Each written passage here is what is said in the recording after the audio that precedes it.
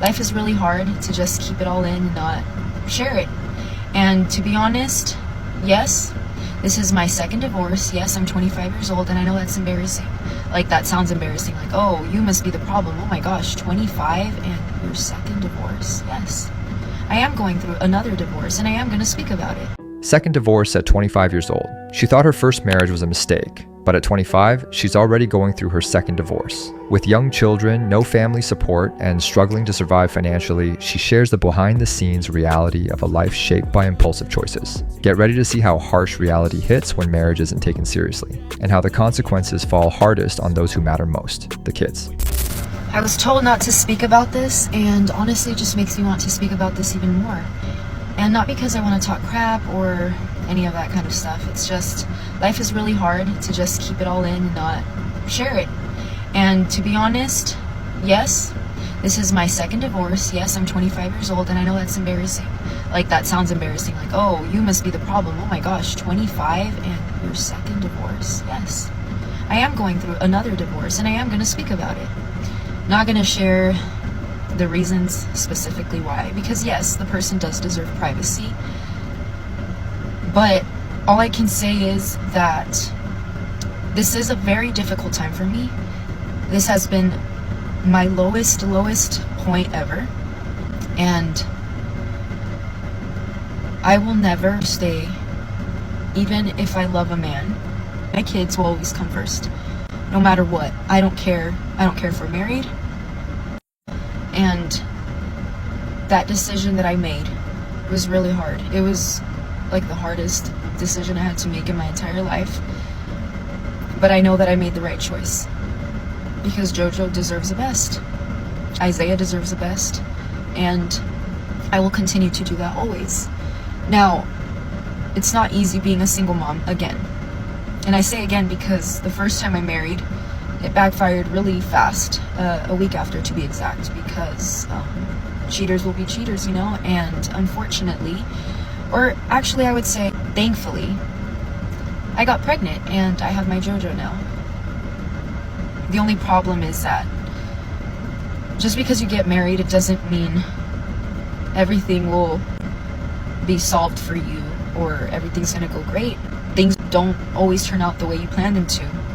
And yeah, I got pregnant, and I've been carrying the weight by myself with Jojo for the past, he's gonna be 4.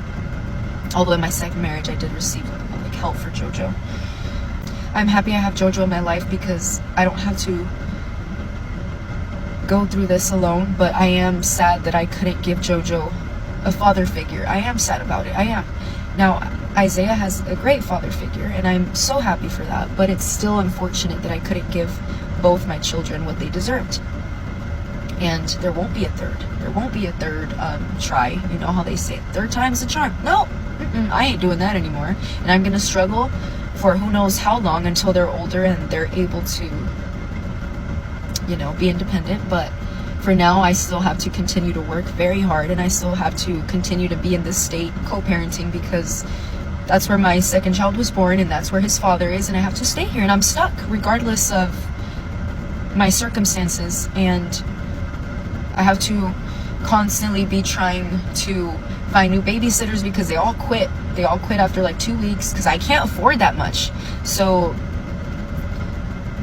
I'm constantly with fear that I might get fired at my job, because this past month I've been late twice because my babysitters are so unreliable and they just quit. And this is gonna be my life for who knows how many years until my kids go into school. I don't know, but they're still very young, so that's still gonna continue for a long time. And not just that, but I don't have my family here. Like, I miss my mom, I miss all of them, and they're in a different country. Like, there's nothing I can do about it because I'm co-parenting and I have to stay here. But I also can't have the support of my soon-to-be ex-husband, because if we want to do it the correct way and co-parent the right way, I have to keep to myself and I have to do things on my own. And I can't ask his family for help because that's his family. And the minute I decide to divorce him, which I'm in the process of doing right now, I can't receive help from his family. And It's unfortunate for me because I'm the loneliest I've ever been. I'm at the lowest financially too. My car is I don't think my car will make it another winter here. It needs tires, it needs brakes, it needs a lot of things. And it's just a constant stress of thinking, shoot, are we gonna make it this month? Like, and then on top of that, like, just feeling all the weight. Anyways, this page is only about positivity. And the reason why I speak like a lot of positive stuff is because I've heard this saying that if you speak positive thoughts, you will feel positive.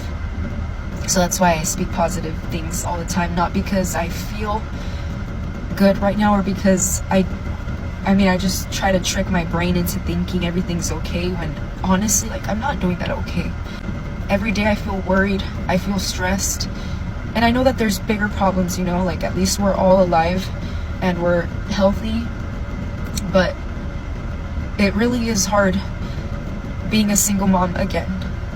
But I know that at the end of the day it's going to be worth it, and my kids will know that I chose them, and one day they're going to realize how hard I worked for them.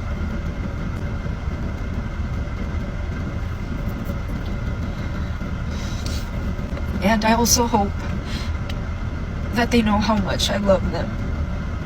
So for that person who commented on my other post saying, like, oh, you left your second marriage because you were bored. That's not why I left. It's funny. It's funny. Yeah, I was just so bored that I left, and now I'm in this situation, and I keep choosing the situation just because I don't want to be bored. Trust me.